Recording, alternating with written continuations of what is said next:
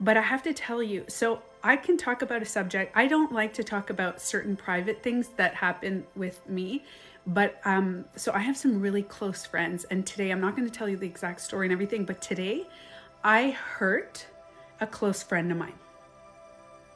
I didn't verbalize, like I was just kind of like thinking out loud with this person. I was just kind of talking and thinking out loud.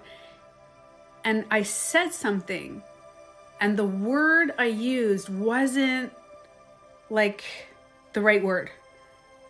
And I could hear that she was getting upset because her voice was rising. And I could hear, and I was like, I started to justify, like, no, that's not what I meant, this and that. And I started to like try to say, no, this. And I realized that for me, I became aware right away that what I said triggered something in her that maybe had nothing to do with me. And maybe it did. Maybe it did have something. And I realized we don't realize sometimes when we hurt someone. And I realized after that too, is that she was saying stuff to me, and what was happening is I'm really lucky with her because she's a very self-aware, and so am I. We very much internally self-reflect. So we were talking it through, although the discussion got heated a bit because we're like, hey, this, and then hey, that, and we're stating our feelings. All I kept thinking was something I said hurt her. And a lot of people don't do that. And all I kept saying in my head is, Tanya, do you want to be right or do you want to be happy? What is more important? Her happiness or you being right? And my relationship, hi Gina. But you know what? You cared enough. You cared enough to notice her change. Exactly. So this is a lot of times when we're in a relationship with like a friend or a partner, and we see that they're getting heated. When they get heated, we get heated. Like we both get heated because I'm trying to defend, she's trying to defend. We're just trying to, now it was like we were having a very, not a fight, but a big disagreement. We were super disagreeing. And once things calmed down, we were able to self-reflect, both of us. And I said right away, I was like, you know what? I apologize for the words that I used. I want you to know it wasn't my intention. It's me too, mischievous. It's the awareness. It's not about not hurting people, because we don't know, like, I could have said something differently. I could have acted differently. I could have done anything. But what I said, that exact sentence, to me wasn't a bad sentence, but to her it was. And I realized what happens, and this is something that we do. And you know, we said the energy is heavy. There's two things that we can do. So if you are the one that hurts someone with your words, you're not a bad person. Like, I'm not a bad person for saying something that I might have missaid or whatever. That has nothing, and I can't take responsibility for how she takes it, how my partner takes it, how my child even takes what I say. I can't be responsible, but I can validate their feelings. And so what I did is I realized I am not responsible for this person's taking my words like really, really like affecting. I can't be responsible, but I could validate that. I could validate. And I realized, so even after I hung up the phone, I sat there and I said, I don't like to text feelings, but in this moment I took responsibility for my part. I said, listen, whatever words I used, that was not my intention to hurt or to say anything like that at all. I truly don't feel that. And I apologize, and I will making amends. Okay. So you know how when we apologize, we always have to make amends. So I pride myself in trying to make amends, meaning like if I broke this cup, I can't just say sorry. I would have to like make amends. What would I have to do to fix this cup? I could just break this cup and be like, oh my God, it's my favorite Gaia cup.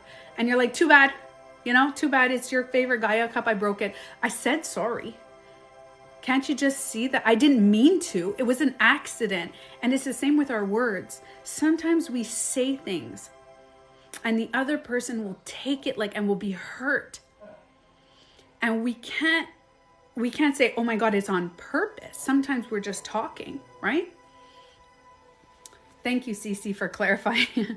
So what we can do is make amends. So what I did today is I said, I apologize for my words. And in the future, I will try to be more conscious of over the situation, because my friend's going through a lot right now. And my heart is with her. So I will be more aware of my words. So that's making amends, saying that I'm going to make a change, right? So if you hurt someone and you are, listen, this is the problem that happens, okay? Sometimes, it's pretty loud up there. You're going to hear the background. It's okay. I'm in the basement and there's only, you guys can see, I only have, those doors? The, what is the barn doors? So it doesn't have much insulation. So just a side note. So if you guys hear random, talking really loud, it's people upstairs. Okay. So if you say, I'm sorry, if you hurt someone. So if you're on the part that you hurt someone, and you hurt with your words, or preferably not with your action, but with your words, or you did something that affected someone, you can sit back and see that they're triggered. So you have to, number one, not own it. Don't own their trigger. Their trigger could come from when they were little, something, something surfaced. That's not on you. So you don't have to own their trigger. But you can validate if you care for that person. If you don't care that the person's upset, and this is something that I get a little bothered about when I go online, because sometimes I'm online and I see a lot of people go, I can't take responsibility for other people's feelings. No, you don't have to. But if you care about them, you would want to validate them a little bit. A little bit. Wouldn't you want that? I'll give you an example. If I'm a kid, I'm a little kid, and my mom or dad, when I'm little, they say something that's mean, oh, you talk too much, or go to your, something, you're annoying me. Let's say you're just being a kid and you're running around. They're like, oh my God, you're so annoying. And you get hurt. Wouldn't it be nice that the people that you love, your parents, would come back and say, I'm sorry for saying that, and I'm going to do my best to not say that again? If you're hurt, you're hurt. Some people, I could say you're so annoying and you can laugh. Oh my God, you're so annoying. I know, thank you. Yeah, I know I could be annoying sometimes. Or you could say, I'm so annoying. And you're like, I am annoying? So it all depends on you of how you react to what I say. I can say, I can't show up. I can't see you today. And you're like, oh my God, you can't see me today? Or I could say, I can't see you today. And you're like, yeah, no problem. We'll see you tomorrow. No matter what I say, it depends on you, right? But if I love you and I care for you and I could clearly see that you're upset, I can't take responsibility for all your triggers and your things, but I can say, what's going on? What did I say that upset you? And what happens is we don't want to be the bad guy that we hurt them with our words.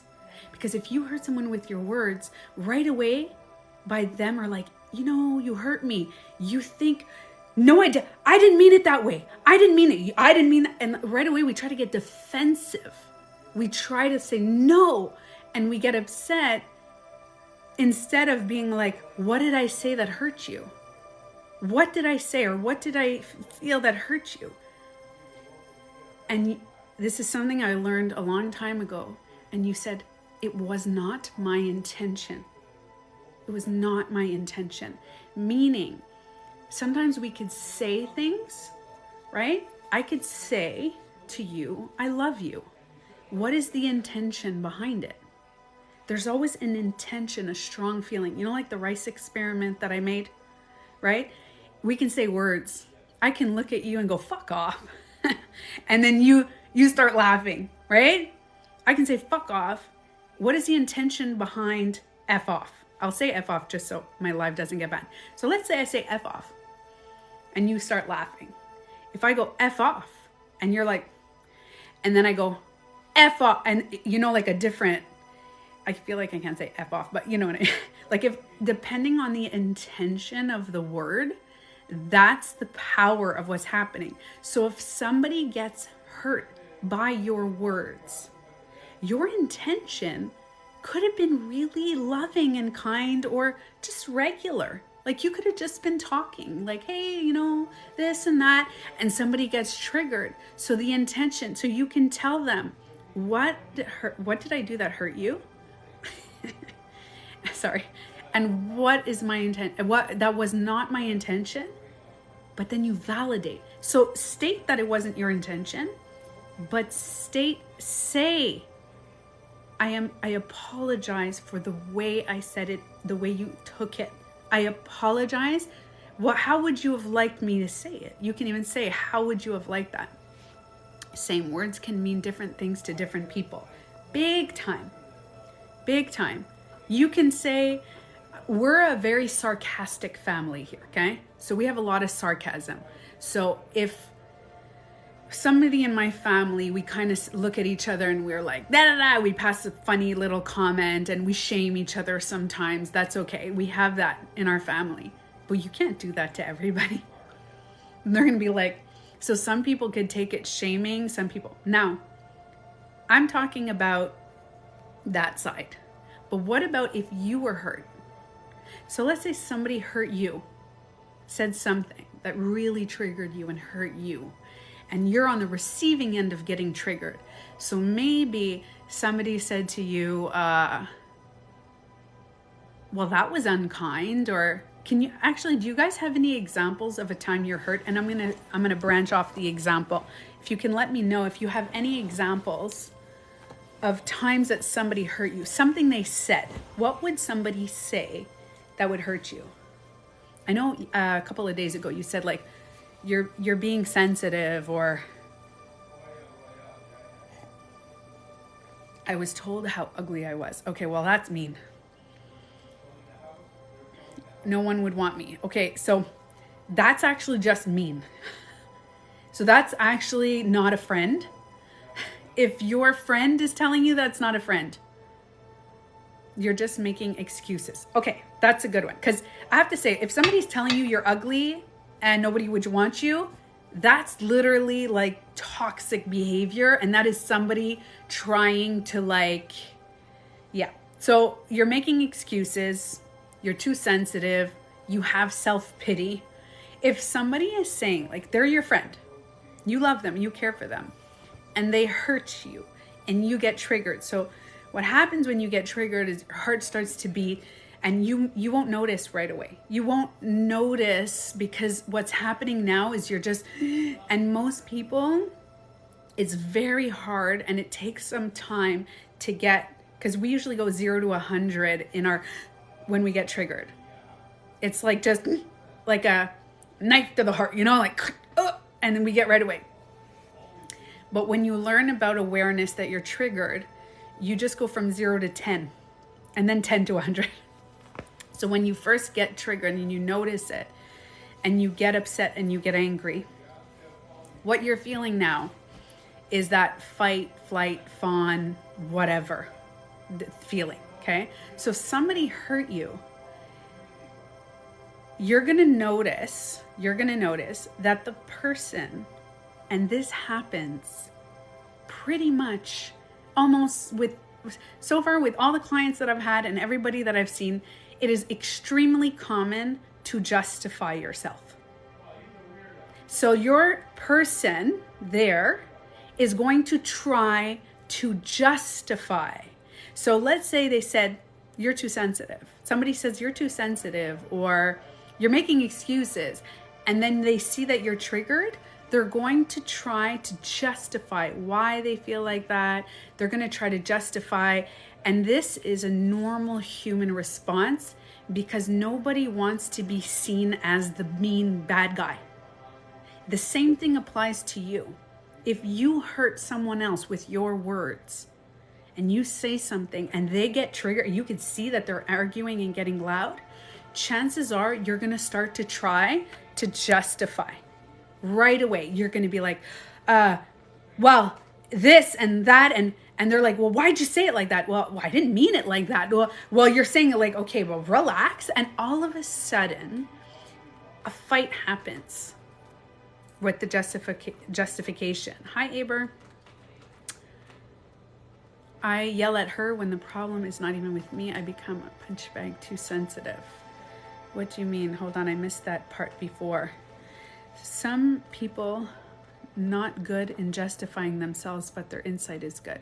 So most people that try to justify themselves is because we don't want to be seen as bad.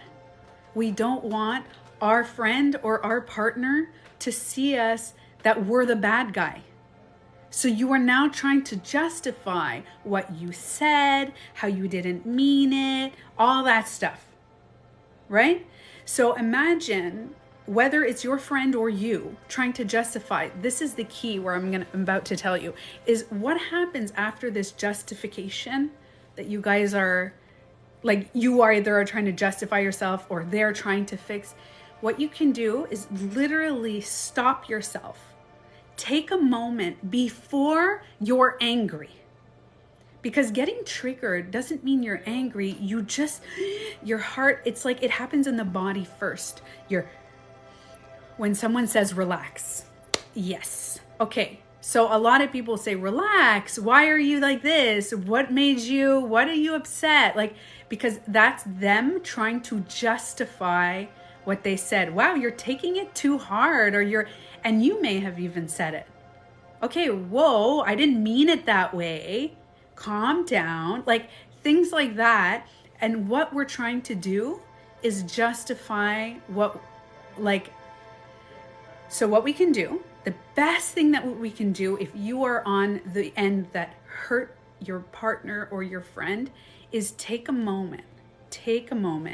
No, that's not gaslighting. It's not, believe it or not, that's not gaslighting. Gaslighting is something different. Although people mix up what gaslighting is making you seem like your reality is completely fucked up. They will try to make you feel crazy. But telling you to calm down, a lot of people think that that's gaslighting.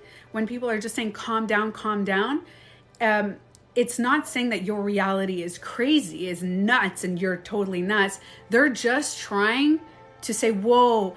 In other words, if somebody's saying to you to relax or to calm down or to this or to that, they're trying to say, I didn't mean it that way. Okay? Most of the time, a person is trying to say, relax, whoa, because they didn't mean it that way. And instead of saying, that was not my intention, they're telling you to relax. So yes, Nikki, so you take a moment. And instead of, okay, this is the issue that a lot of people have when they're in an argument. They will interrupt because they will try to fix it. They're trying to be right. So when you are fighting and disagreeing with someone, you are trying to prove your point. And then they are trying to prove their point. And by you completely trying to prove a point, it becomes a debate, and then it becomes an argument. And what both of you are saying is, I want to be right rather than listen to you. I don't want to understand you. I want to be right. That's what you're saying when you are trying to prove a point, whether you hurt someone, their feelings, or you have... And if you're not talking about politics and you're not seated in a specific environment of talking about it, there should be no debate when it's somebody that you love and you're talking about feelings, because feelings cannot be debated. A trigger has nothing to do with you. A trigger has to do with the person and what they went through in their past. So you have to stop when you feel yourself starting to debate and be defensive or offensive and just there's this war that's starting. You take a step back, and instead of trying to find your next comeback, your next word of what you feel about them that they should listen to you, you sit back and you have to now receive. And I'm telling you, this can help a lot of your relationships and with your friends, with your partners, is receive. So now you ask the person, you take a step back and say, okay, I'm willing to hear you. Can you hear me as well? And now, instead of saying each other, you're going to say, this is what I hear that you're saying. Are you saying this, this, this? So now you're not debating each other's triggers and points. You're now saying, is this what you mean? Do you mean this, this, this, this? Is that what you mean? And then this person will say, is that what you mean? So what you do is, instead of sitting, because this is the issue. So a lot of people say, hold on. And you know what? I've seen this in therapy sessions and psychology, and this is the one thing that I a little bit disagree on some, and I have some clients that are psychologists. Just side note, okay? I have a couple of psychologist clients, and I've actually expressed this to them, and they've kind of adjusted the way they do it. Because a lot of psychologists, you'll sit with a couple or two friends or whatever, and they're like, you say your point and you say your point. And you can tell in a therapy session that the person that's talking, the other person wants to interrupt them. That's not true. I didn't say that. I didn't. And then the other person tries to, and you have to hold your mouth of trying to prevent yourself from interrupting what you disagree with. And then this person is saying their reality. And sometimes, we embellish our reality. We're like, that they were walking, they totally ignored me. And you're like, no, I didn't ignore you. I even said, and then all of a sudden we interrupt. And now it's again a debate. Instead, what I do with my couples counseling, my couples coaching, what I do is I say, what do you think that this person means? So it's not about listening more. You can talk, but what you can say is that I think that this person feels like this, and I think that this person feels like that. And then after, you can correct each other. So you can do this with a friend. You're like, are you saying to me, can I say, are you saying to me that I hurt you with what I said? And then the other person, and you said, and then you could say to the other person, what do you think I mean? And chances are, you now start understanding. You're not trying to be right. You're trying to understand the other person. And this is validation. It doesn't mean that you own their feelings. It doesn't mean that you are taking on their issues and their past traumas and their triggers and whatever. It has nothing to do with that. You're literally trying to understand someone. So you're not trying to be right. And this applies when it comes to, I know this is a very heated things, but when it comes to, let's say, a general basis in the world, if we stopped trying to be right and we started not just listening more, but even sometimes we listen and we don't understand. Sometimes I'm listening to, I don't get it. And I'm listening and I'll sit there and I don't get what you're saying. I really don't, because it's not my reality. And every single one of us has a different reality, a different perception. Did you ever notice that when you're in a friendship or a partnership, a lot of the times you're like, you said this. They're like, no, I didn't. Yes, you, oh my God, I wish I would have recorded this. Do you know how many conversations in my life I have had or clients that I've had that people say, oh my God, I wish I would record this? Because what's happening is two people have different perceptions of what happened. Two people. Does this apply to actions as well? What do you mean, Mark? What do you mean by actions? Sometimes it is a parent who created the trigger.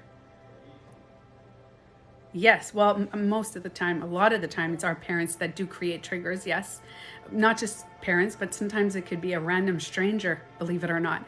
If you were good your whole life and a random stranger passes and says, ew, you have ugly like ears. And all of a sudden, just one person in your whole life told you that, and all of a sudden you create this trigger, right? I get irritated when people show off. Why is that? Oh, that's self-projection. I feel this way too. I don't like when people are cocky or brag about their life. So that's self-projection. Self-projection, you know when people are cocky and bragging and you don't like it? It's self-projection. What you point the finger at is what you feel in yourself. But the reason I'm telling you this is because I used to feel like that too. I used to hate people who are like self-centered and like, I love myself, I am the best and da-da-da. I used to hate it until I found out that I was projecting. You know what I was projecting? I wish that I was like that. There is a part of me, like 1%. When we self-project, it's just a little percentage. It's just a tiny, but there's a little thing in my brain that I wish that I was more confident. I wish I could walk around and wear the fuck I wanted to wear, and I wouldn't be like I'm doing now, and I'm like, oh, eh. So there's a part of me that wishes that I was that level of confidence. And it fucking sucks that I'm not. So when I see people that are super confident, I get triggered and I'm like, oh. So you'll notice that recognizing your self-projection, you won't get triggered anymore. When you look at them, you may go, they're a little too, damn it, it's me, it's in me. So just letting you know, that's always self-projection. Whatever you feel in another person, you're like, it's coming, there's like a little percentage. So you have to figure out, either you're like that too and you're projecting it, or you want it. And you see it in others. I wish they would be more humble.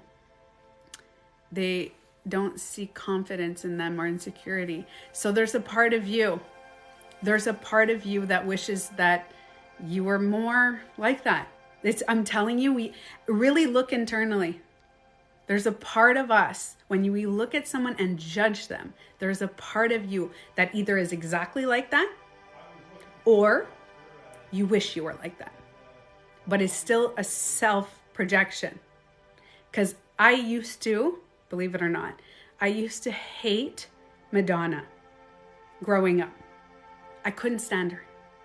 I hated all the sexuality stuff. I was like, why does everybody love her? Like, what the hell? I couldn't stand Madonna. And I was like, oh my God, and everything.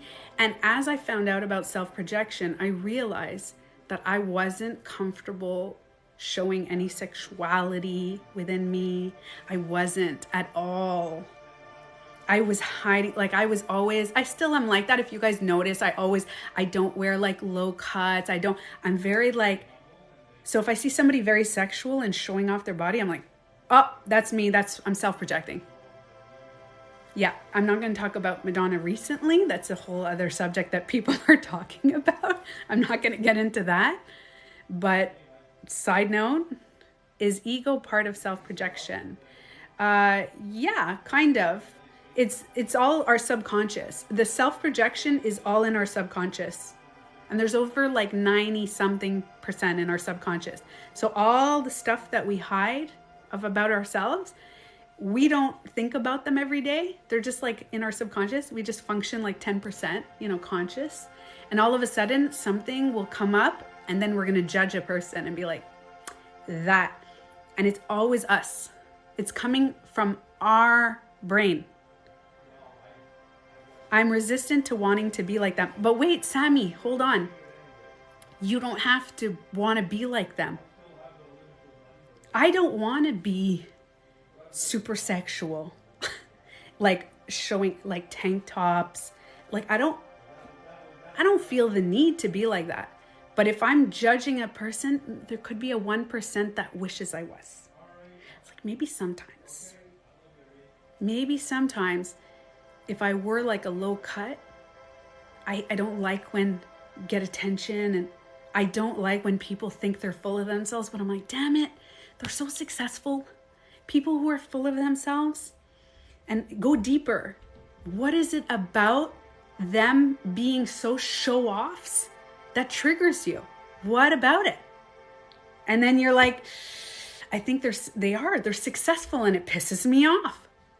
It pisses me off that they're using that to be successful, like their sexuality. But guess what? It's because maybe I don't feel successful enough. Do you know what I mean? Like everything that we judge other people is coming from our brain and our body, no matter what. So it's still coming from us, right? And we think we're right. We're like, hey, everybody should be humble. No, that's just what we feel, right? What if we push ourselves to accept them? How do we cope? So the way to accept people that you judge is to recognize that there's a part of you that either wants to be like them or that is like them. That's it. And I let people know this all the time. It is not about fixing yourself or Sammy, it's not about you starting to show off. No, just be aware. Look at someone, and when you look at them and you're like, oh my God, they're such a show off. Then you look at yourself and be like, oh shit, that's coming from me. Damn it. That's it. Done. It's over. You no longer judging other people because you just realize, oh shit, I just totally judged. It's coming from my head. They don't have to be humble. They don't have to be a show off. Maybe there's a part of me that's not humble in some other aspect. Do you know what I mean? Maybe there's another part of me that's or hidden in my subconscious. You know what I mean? Can people piss you off and it not be self-projection at all? Sometimes people can be mean. So wait, hold on. If somebody is, who wrote this? Janice. Not everything is self-projection. Don't put it all in one category, like your whole life is self-projection. If somebody comes up to you and looks at you and says, you're fucking ugly, and you get triggered, that's not self-projection and you think they're mean. If they're mean to you or somebody is criticizing you or you were in a relationship with a narcissist that made you feel like shit, you're not self-projecting. You're triggered, you're hurt. That's emotional feelings. Why I'm talking about is when you look at someone that you don't even know, chances are, or you kind of know, but not really. And those things, the ones that you point the fingers and you start judging them. Now, if somebody is in your life that's abusing, no, come on. That is not self-projection. I want to make that clear. Every time I talk about self-projection, I want to make it clear it has nothing to do with somebody abusing you or calling you names, verbal or physical abuse. They're really just being mean.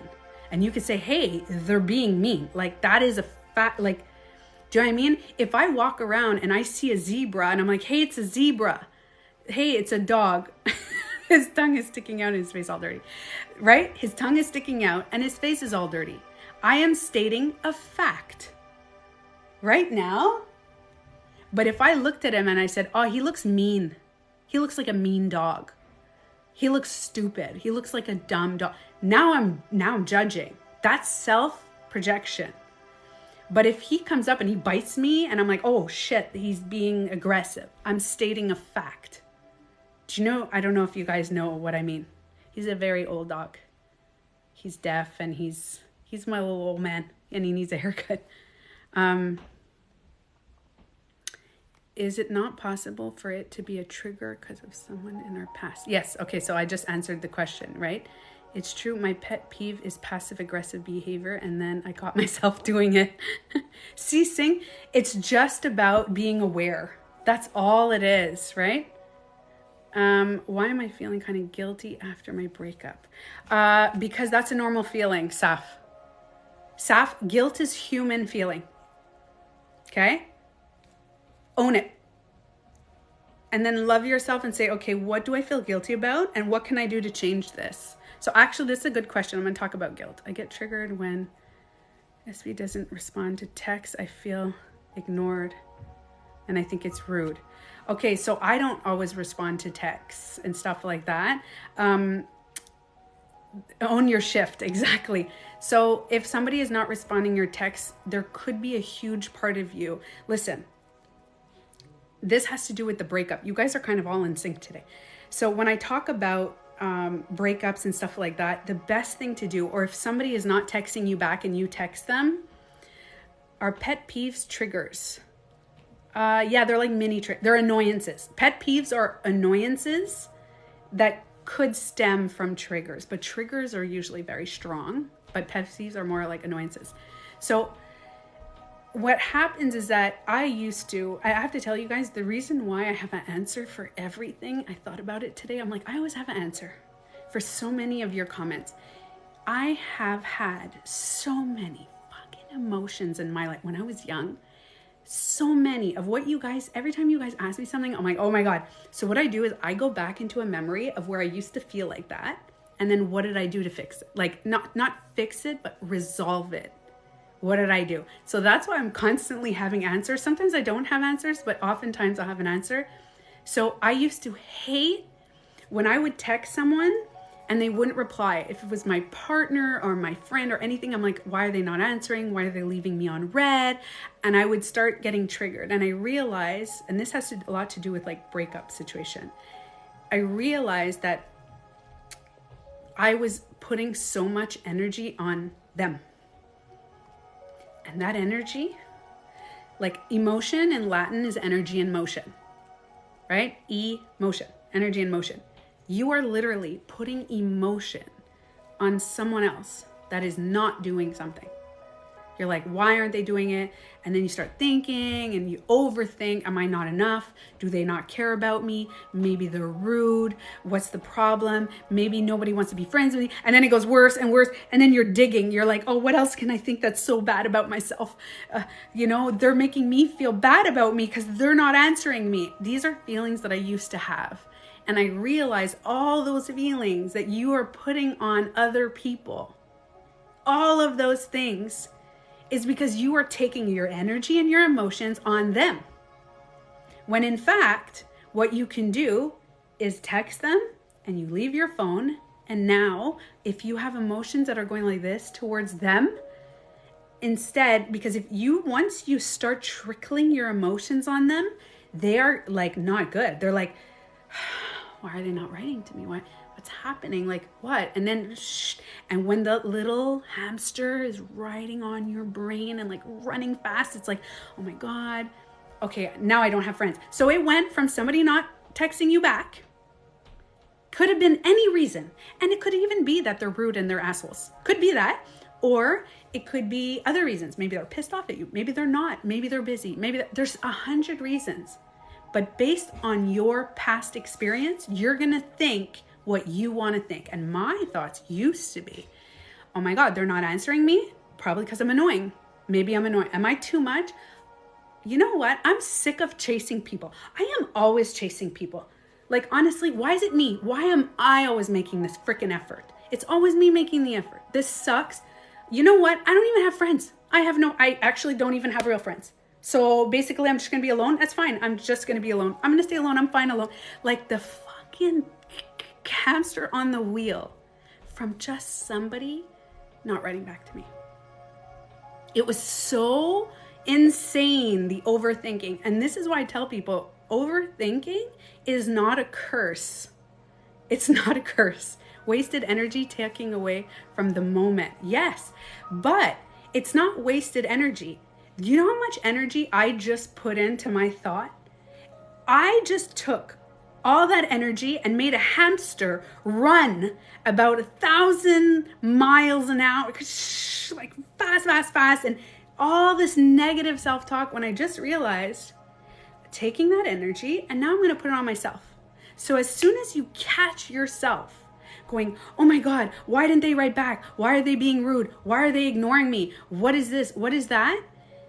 You are going to take what you're going to do now and you're going to go, no, I am going to now do it for me. All that energy, picture it like a ball of energy of emotions. Okay, so you have one energy of emotions, energy of thoughts, and energy vibration of your body. And all of that is going to somebody who's not writing you back. And then sometimes they go, oh shit, I forgot, my bad. And then you feel bad and you feel guilt and all that stuff. What you gotta do, and you guys the ones who are on my regular live are gonna be like, yes, Tanya, redirect. But I do this all the time. I did it yesterday. I did it today. I did it this morning. The guilt set in. So I had a disagreement with my friend, and the guilt set in. After I apologized. I made amends of what I said. But my energy and thought was, is she mad at me still? Is our relationship going to be the same? I hope not. I really love her. I hope she's doing okay. I hope she's not upset at me. I hope all this. And then I went, stop. And the first thing I did is redirect back to me. So I said, what do I want to do today? So you know what I did? I went to get my daughter at school. We went for a drive. I sat down. I was like, what can I do? And then I felt like I started looking through my art bins because I want to make like a painting. I'm in the mood to paint. I was like, I have the evening off today. I'm gonna watch a movie with my daughter. What can you do to redirect? Read a book. I go on TikTok. I start watching all these funny videos on TikTok. I started hanging out with my dogs. Oh, I went for a walk. We went for a walk to the secondhand store. My daughter's feeling good after school. I said, you know what? We're good. Do you have energy? At first she was like, I'm tired. So I said, how about we just take a walk? Because I have to walk every day. I'm like, we can do like a walking meditation or something. So all it is you're taking all the energy you're giving to them, all the thoughts that you're giving to them, and all the emotions and all the energy, the literal energy. And you now just go, I'm going to keep it for me. And now you're not concerned about them anymore. Right? Do you have a meditation on this? No. But you know what, Mischievous? I'm going to make it. Do I have something here? Where's my phone? No. But I'm going to remember this. So that is great because I have so many meditations. I'm going to do a meditation either tonight or tomorrow on, I'm going to do one. I'm going to upload it to YouTube, and I'm going to do a meditation on redirecting. Okay? Thank you, Cece. You can remind me. I'll remember though. But I'll remember because I haven't done one. That's one that I talk about all the time. And I have never done a meditation. I actually do it often with my clients one-on-one. But I don't. Why do girls get attacked? The toxic guys and emotionally unavailable. So not all girls do that. The only thing that I could say for myself, I had emotionally unavailable and toxic people is because I was toxic to myself. That's called self-projection. It's not how you treat others. It's not how you talk to others. I was very toxic to myself. I used to tell myself that I was a piece of shit. Like, oh, fuck, can't you do anything right, Tanya? The fuck, nobody wants you. Nobody wants you. You don't even have friends. Like I said before, you're going to be alone. I was so mean to myself that when I went in a relationship and somebody was mean to me, I took it. Because I'm mean to me. I'm used to this. I talk to myself like that all the time. So I would get sad and upset. And if you're attracted, like I used to be, to people that were emotionally unavailable, is because I was emotionally unavailable for myself. I never was available for me. And when I started, do you know what I started to do? Literally, I had my crystals. I used to do this, okay? Sometimes I would have Baileys. I don't drink anymore, actually. But I used to love my Friday night, 1 glass of Baileys. And I would put my ice in there, sit it there. So it was like I would sit there and make a bubble bath. I would put a little essential oil. I put crystals around it. I would get a book. I would take my phone, put it away, and I became emotionally available. I would cry if I had to. I would get angry, and then I would just let myself feel in that bath. And doing that, and I promised myself that I would do that every Friday or every second Friday, because my daughter used to go to her dad's every second Friday, and I would sit there and do this. And I started putting like roses. So in the summer, I would collect roses, rose petals, and I would put them in to have, because rose represents love. And I'm like, I don't love myself. I don't do much for myself. And I started doing this in my late 20s. I started putting all these things, and I was doing it every second. And I realized that I became emotionally available for me. And then I got into a relationship, a ritual bath. Yeah. So I got into a relationship and not a relationship. Sorry. I started dating someone. And this person goes, "What the hell is wrong with you?" Gone. Usually I would have been like, "I don't know what's wrong with me. Why? What happened? What makes you say that? Nothing is wrong with me. Did I hurt you?" Like I would try to, but now, whoa. I don't even talk to me like that. You can't talk to me like that. I don't even talk to me like that. I'm not going to accept it. If I don't talk to myself like a piece of shit, why would I allow anybody to talk to myself like a piece of... So I realized that I started changing my internal dialogue to myself. The more I talk to myself kindly, if anybody outside of me talks to me like a piece of shit, I'm like, "Hey, no, I don't even do that. You think I'm going to let you do that? I don't even do that." So now it's a non-negotiable. And a lot of people say, "How come I don't catch red flags? I don't catch them."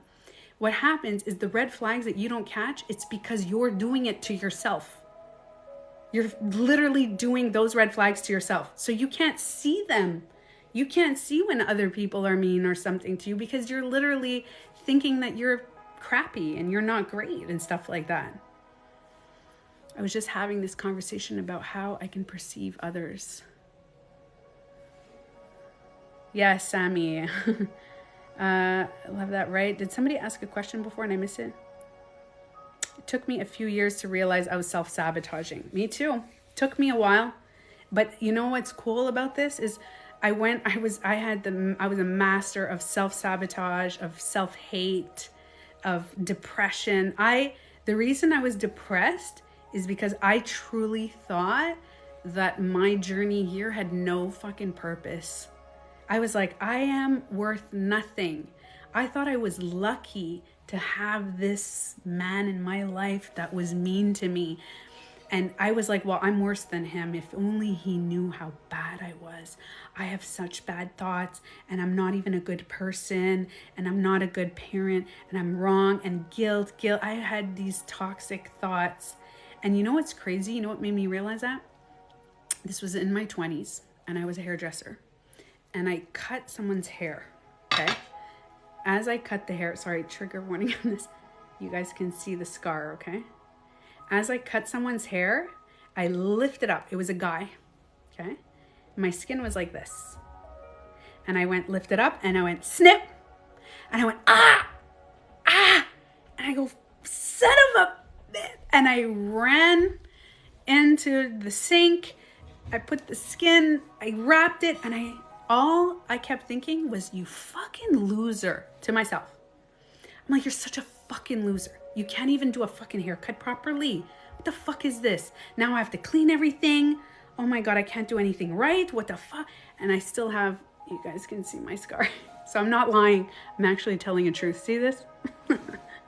Okay. And I was so mean to myself.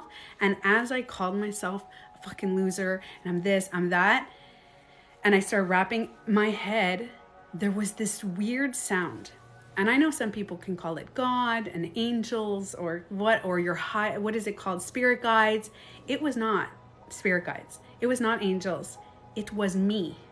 It was my consciousness that floats around, the thing that makes me alive, right? We have a brain, we have a heart, but the thing that like makes your body alive, your consciousness, was like, stop. Like I felt this, whoa, enough. And I was like, and I don't know if it was like a different part of my brain, but I felt like almost like an outer body, like my consciousness was like, enough now, love me. And I was like, my higher self. Yeah, higher self is the same word for consciousness, right? Your spirit, your higher power, whatever it is, I call it my consciousness because it's more of like the scientific word behind it. But I went like, and my consciousness was like, stop, enough, man. And I went, oh my God, I need help. And the first thing is like, I need help. I need to stop talking to myself like this. Sorry guys, give me a second. My surgery is like, hold on, I need to change my positioning. Okay. Sorry, I'm feeling the stitches. Sorry. I know people are like, don't talk about that. I have people around me that can't. They're like, triggering. And then I realized moving forward that we have 3 people within us. Like I have 3 people in me. 3 things in me. I have my negative thoughts. I have my positive thoughts. And I have my consciousness. I say consciousness here because I think it's like in the heart. Or you could say consciousness, like your higher self, but it's like consciousness. How long did it take you to get over this from the moment you decided to turn everything around? 2 years, I think, Gina. About 2 years is when and you know what sucked? When I said, no, stop, I thought it was going to take like 2 weeks.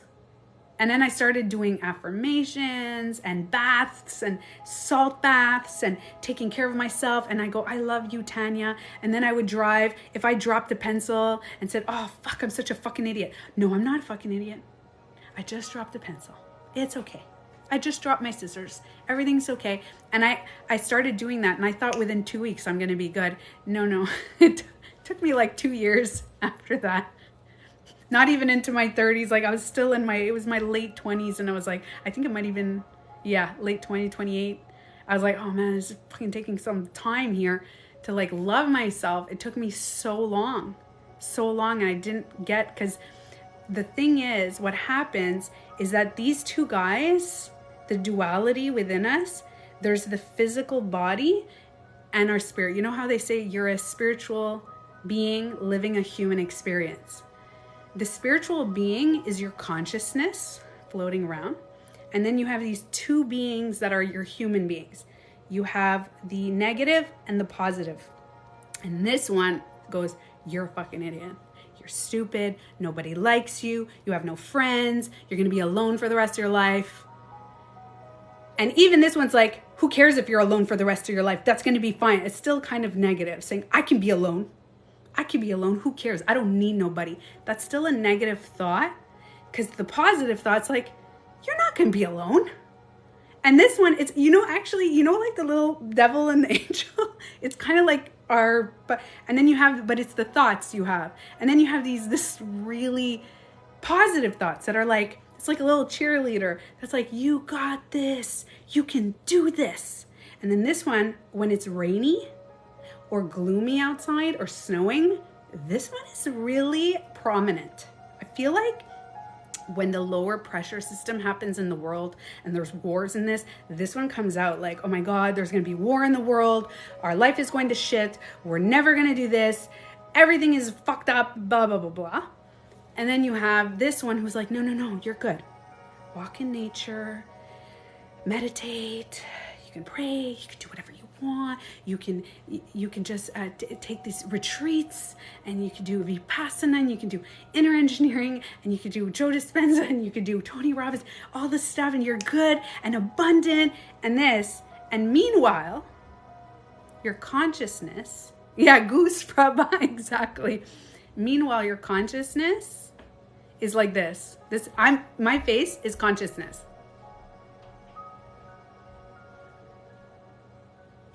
That's what your consciousness is doing. You know how Eckhart Tolle talks about the observer?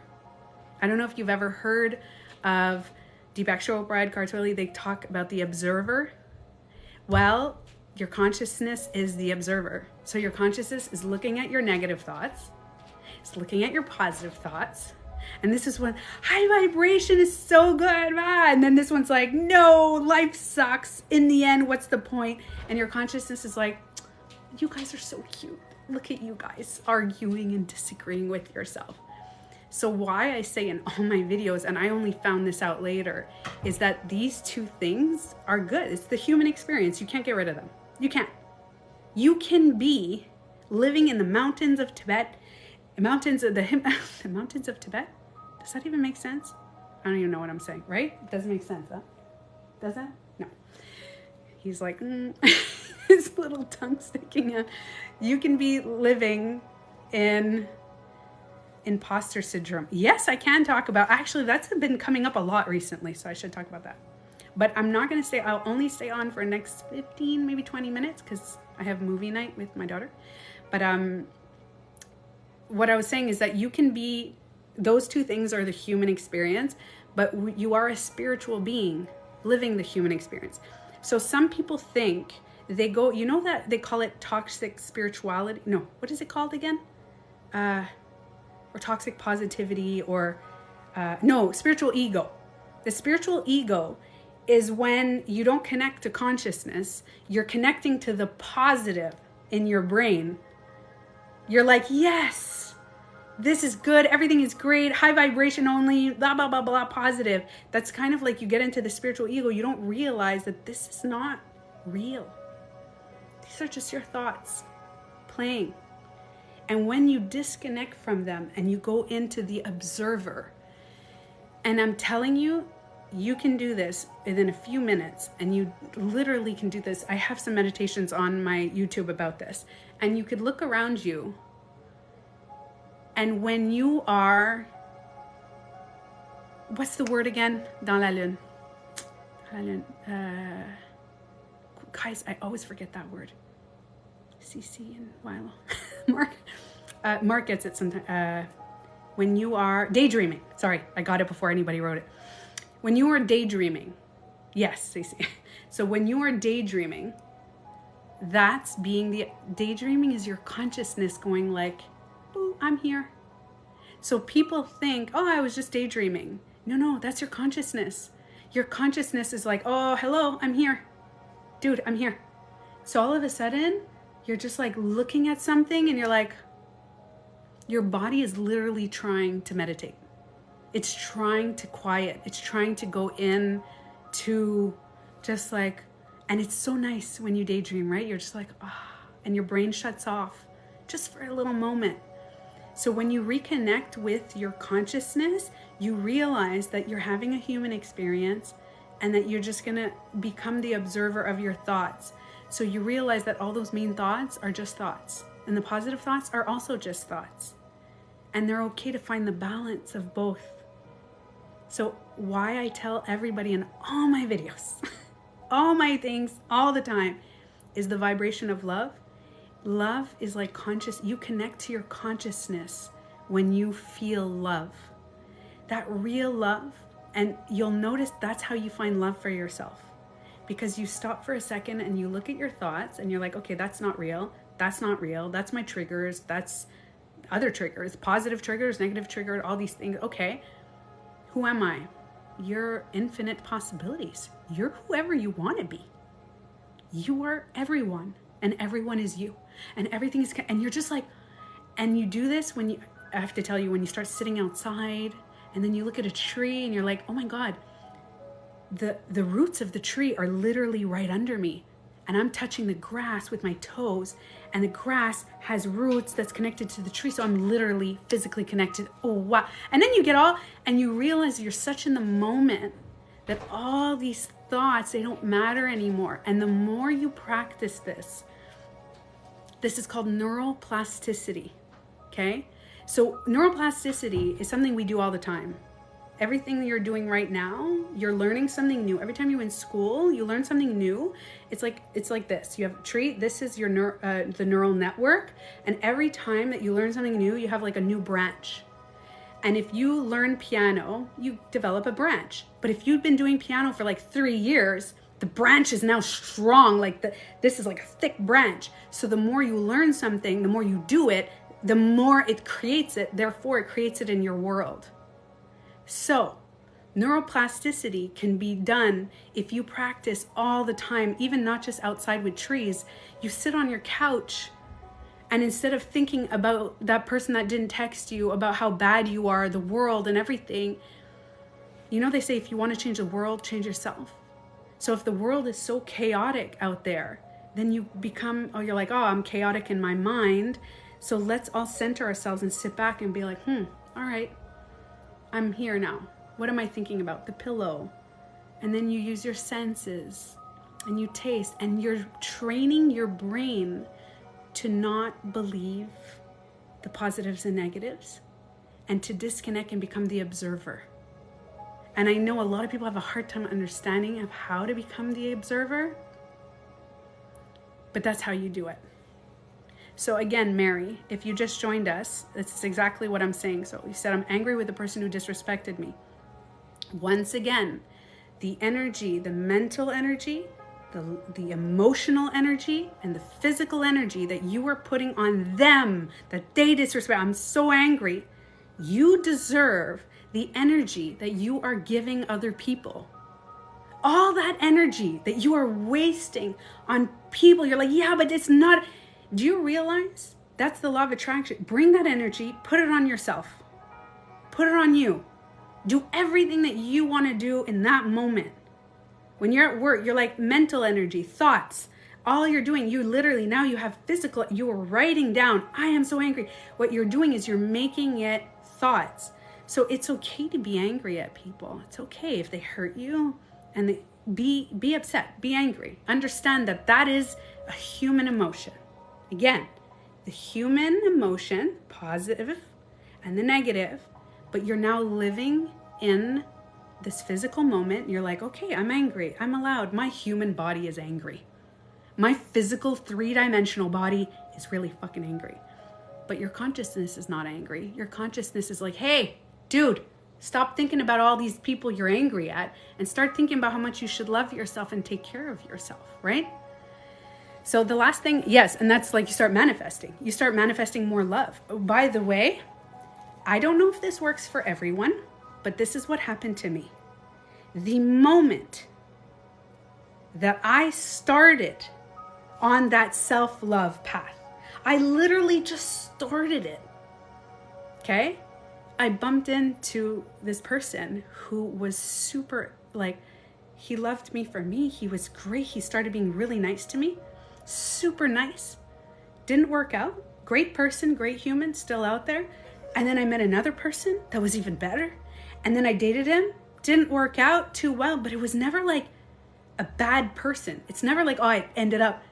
And then I met a few years later my boyfriend, who is like, I connected with them, but I realized, I was like, oh my God, everybody's loving me for me. Everybody's really nice to me.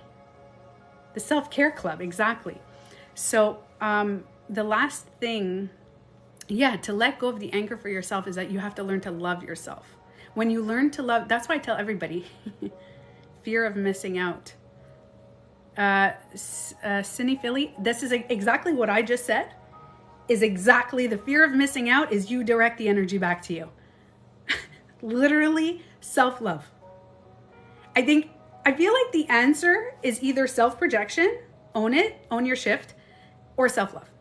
That is my answer. For everybody's like, yeah, but how? I literally just told you how to work on self-love, to know all of that stuff, which, you know what? I haven't been able to upload any videos from TikTok onto YouTube. I've been trying. For some reason, it's bugging and all this stuff, right? So hold on a second. Hold on. Can somebody mute that? Yeah, it's going to continue. They continue. So I'm going to upload this one because it's not a long live, so there's a chance that I'll be able to. So I will upload just this small clip so if you have a hard time finding out how to love yourself and everything, and you just tuned in the live now and you didn't, just go ahead and watch. My YouTube is Tanya Beauty Coach. Okay. So I heard that once you go down the negative cycle, it will get worse and worse. Yeah, but the same thing for positive. So this is my videos that I make is if you go too negative, you get depressed. If you go too positive, you suppress. So you're either depressed or you suppress. This is the key. Stop trying to see negative here and positive here. The devil here, the angels, the heaven here. Low frequency here, high frequency. No, see it this way. Just shift your perspective to this, because this way it's balance. Sometimes you're negative, sometimes you're positive. So instead of going up and then down and then up and then down, I hate myself. I only love myself when I'm really happy and I'm when good. I'm having a good day today. That's great. I'm having a great day. Yay, positive. Woo! Oh my God, I have so much energy. What am I going to do? I'm going to see my friends. And then the next day you're like, screw this. I don't feel so good.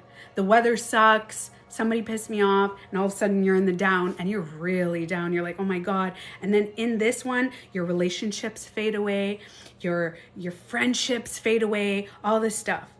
Now, I still have disagreements with my boyfriend, with my friends, with my family. I do, but I don't crash down. When I have disagreements, they do this. It's really nice. And I feel for me, that's how I found inner peace. Because I used to be very negative. I told you guys. Then I tried the whole positive, the secret thing, did not work out. And I realized it was just this. And again, having patience with yourself is just self-love. And you'll go negative and you'll go positive, but it's always about loving yourself in those things. So the last thing I'm going to talk about, because I only have a few minutes left to talk, somebody asked what your views on, what the heck was it? What was it again? Yeah, I have another. Where's my other dog? He's right here. You guys want to see my other guy? Hold on here. I got him. Here. Gizmo. Come. This is my other guy. Look at his ears. Hi. Do you want to eat? No. When he's trying to be, his ears are really big, like Gizmo. You know, like that. I don't know if you guys see it. They're very, very old dogs. They're my cute little old dogs. But I forgot the question that the person asked. It was, the imposter syndrome. Right. So the one thing that I'm going to ask, that I'm going to mention, is that we feel sometimes that, I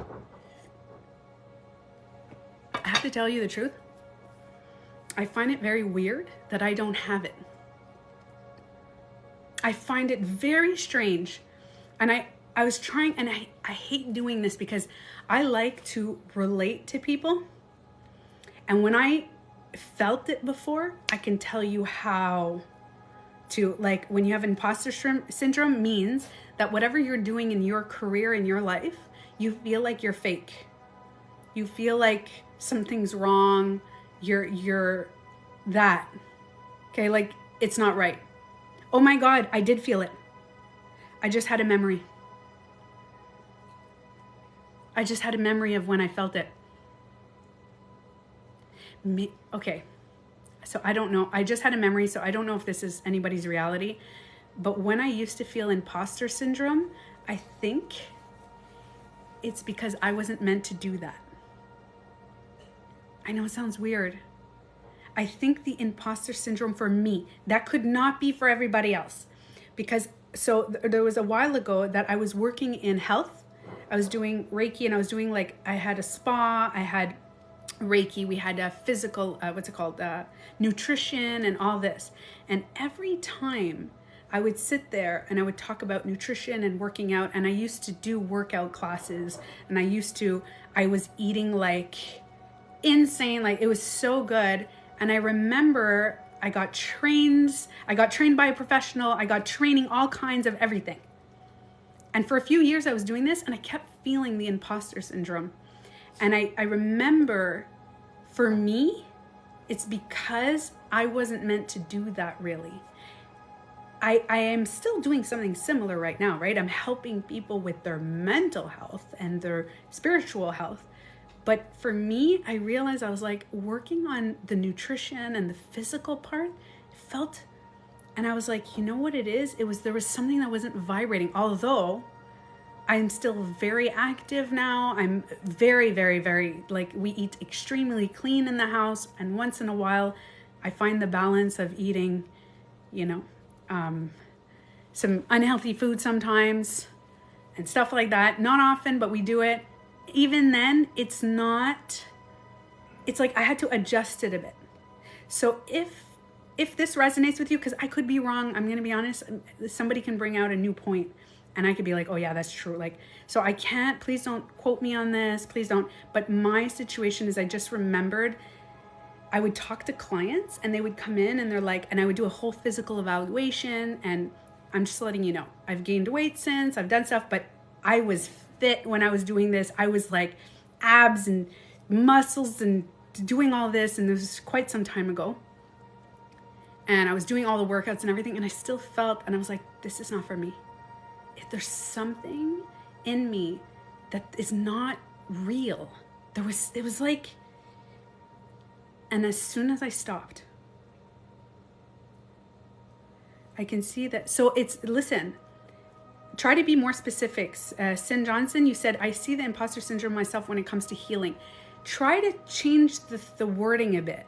What is it that you feel the imposter? Like, because to me, it was that. It was when it came to like physical and nutrition stuff, I felt the imposter syndrome. But I shifted it. I started saying, wait, what is me? What is my thing? And now I found my thing. And I have to tell you, your thing is usually the thing that you hate most about you. And what I used to hate was my voice. I used to hate my voice. It was nasally, it was annoying. And I'm gonna be honest, I was listening to a video today of mine. I was looking at the thing that, oh, the Wi-Fi just kind of cut a bit. Okay, we're back on. My Wi-Fi just cut a bit. So the thing that was bothering me the most, my shadow self, was my voice. And I realized that that's the thing that I had to learn to love. And the thing that you really like, one of the most things that it's weird, I don't know what it is. I think it's from the past and stuff. Like people told me, like, be quiet, you talk too much, it's drama, you're always talking, you're la la la la. And I realized, I was like, what is the thing that I hate the most? And I used to hate, I thought I was so annoying. I talk too much, I'm this, I'm that. You should see, you know what? I would love to find it. I'm sure I have it somewhere. I wrote a big letter to myself when my daughter was 2. She was 2 years old. I had just broken up with, so when she was 2, yeah, this is 14 years ago. I wrote a letter to myself and I said, I want to manifest. And I was working on manifesting and doing all this. And I wrote a letter that I want to heal my throat chakra. I want to heal my throat. I want to speak. I couldn't speak on stage. I couldn't speak in front of people. I hated what I said. I should have said that. Oh my God, and all that stuff. And I just ended up realizing that I just have to love it. I have to learn to love it. I have to learn to say, so now I meditate and I feel, like I said, it's not these guys, it's this, right? Do you believe there is a quarter half-life crisis? No, I believe we live what we want to live, our reality. Some people have crises at every age. It's just, I guess, social, like TV and the media tells us that it's midlife crisis, quarter life crisis, this. I think, give and take, people have crisis when they break up with someone. People have crisis when they were abused or when, so I think it's this, right? So yeah, and remember my video that I said today, I know my videos have been dead recently. I don't know what's happening, but I'm getting like, I look, what used to go into the thousands and even million is like 300. And I was like, ooh, and there's like 20 likes. So it's not going in the For You page whatsoever. But I'll tell you what my video is today. Just because you healed, it doesn't mean that you're not going to get sick again. And I said this based on somebody commenting saying, oh my God, I can't stop. I thought I healed that part and it came back. No, just because you healed doesn't mean you're not going to get sick again, emotional and physical. So just because you finally healed a flu doesn't mean you're not going to get another flu. Do you know? Just because you healed a part of your anger doesn't mean you won't get angry. That's all it is. That's gross. Right? He's scratching his ass. That's nice. That's how we're ending our life. With butts. Hey. We're live here. There's people. Yeah. Just do that in your private time. I'm glad you're in a better place with your loving voice. Ah, thank you. So I'll still get triggered. I still get triggered if I hear my voice on camera. But now I know that it's not real.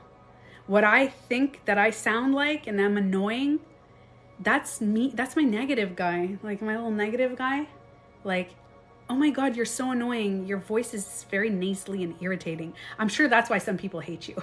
That's what I said today. And I was like, okay, calm down. Stop lying. Just be quiet. I say this and I swear I have 3 people and you can say I'm crazy. But I'm telling you, when you start talking to your positive thoughts and your negative thoughts, it feels really nice. All right, guys. So on that note, I'm going to watch a movie with my daughter. We're having a family night. Can you recommend some good books? Yes. You Can Heal Your Life by Louise Hay. This is one of the best. If you're starting on the self-love journey and all your thoughts and your emotions, and You Can Heal Your Life by Louise Hay. What movie? I don't know yet. It's not based on me. I'm going to let my daughter pick the movie. So I love and light and darkness to everybody. The balance of all. Everything. I love you guys. Yes, thank you. My YouTube channel is Tanya Beauty Coach, and I'm going to upload, mischievous, I remember, I'm going to upload the redirecting video either tonight or tomorrow. I'm going to make a meditation so you guys can tune in, and I'll launch that tomorrow on my video. Okay? Love you guys, and I'll see you next Tuesday. Have a great evening. Bye guys. Love you. Thanks for joining.